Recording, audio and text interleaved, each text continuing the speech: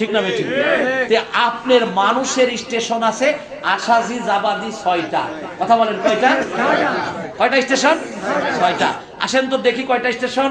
1 number আলমে আরোহা। বলেন 1 number আলমে সূরা বাকারায় আছে 1 নাম্বার আলমে আরোহা। 2 নাম্বার আলমে ইরহাম। আলমে ইরহাম মানে মায়ের পেট। আলমে আরোহাই থেকে রুহু আল্লাহ ফুৎকার করেছে কোথায়? মায়ের। কোথায়? মায়ের। ঠিক না ঠিক? জি জি, মায়ের পেটে। 2 নম্বর স্টেশন কোন জায়গা? কোন জায়গা? মায়ের পেট। যে মায়ের জন্য আমরা একটু পরে দোয়া করব, রাজি আছেন না? দোয়া করব। আমার ভাইজান আলোচনা করেছেন হাফেজ ওয়াহিদুল ইসলাম, ওয়াকাদা রব্বুকা আল্লাহ তা'বুদু ইল্লা ওয়াকাদা রব্বুকা আল্লাহ তা'বুদু ইল্লা ইয়্যাহু ওয়া বিল ওয়ালিদাইনি ইহসানান। আল্লাহ বলছে তোমার মাতা পিতাকে ইহসান করো, দয়া করো। কারা মাতা পিতা আজকে থেকে আমরা দয়া করব? হাত তুলে আল্লাহকে দেখান তো ভাই। ইল্লাহি তাকবীর। আল্লাহু আকবার, আল্লাহু আকবার। আল্লাহ কবুল করো। আপনার যদি বাপ মা না থাকে, এই শুনেন, আপনার যদি বাপ মা না থাকে তাহলে ওই বাপ মার নামে অন্ততপক্ষে একটা খণ্ড তাফসীরুল কুরআন কিনে দেবেন। আপনার বাপ মায়ের কবরে সওয়াব যাবে। জোরে বলুন ঠিক না বেঠিক?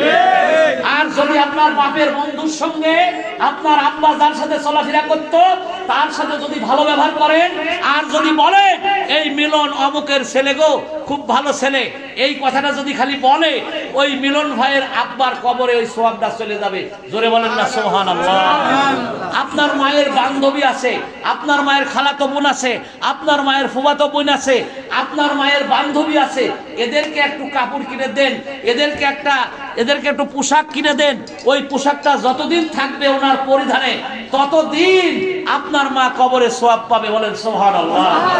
তাহলে যদি আপনি হজও করেন, আমি শেষ কথা বলে গেলাম, যদি হজও করেন, চ্যালেঞ্জ কান ধরে বললাম, আল্লাহ বলেছে কওলি উফিন, আপনার মা বাবার সাথে এমন আচরণ যদি আপনি করেন যে আপনার বাপ মা ও শব্দ ব্যবহার করে, তাহলে আপনার হজ বাতিল করে দিবে আল্লাহ। কথা বলেন ঠিক না বেঠিক?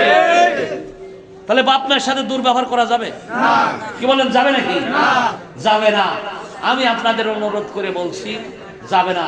তাহলে 2 নম্বর স্টেশন মায়ের পেট। 2 নম্বর স্টেশন মায়ের পেট। শর্টকাট কথা বলছি। 3 নম্বর হলো আলমে দুনিয়া। 3 নম্বর কি? আলমে দুনিয়া। বলে আলমে দুনিয়া। 4 নম্বর হলো আলমে বারজাক, মানে পর্দার আড়ালে কবর।